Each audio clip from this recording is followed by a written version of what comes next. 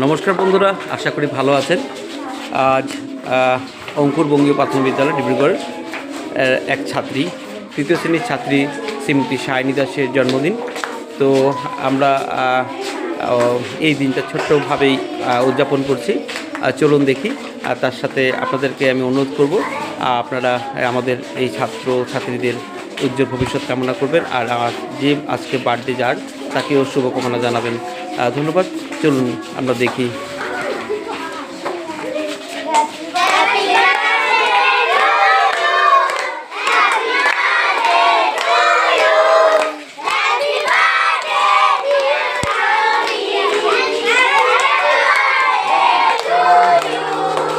Happy birthday to you. Happy birthday to you. Happy birthday to you. Happy birthday.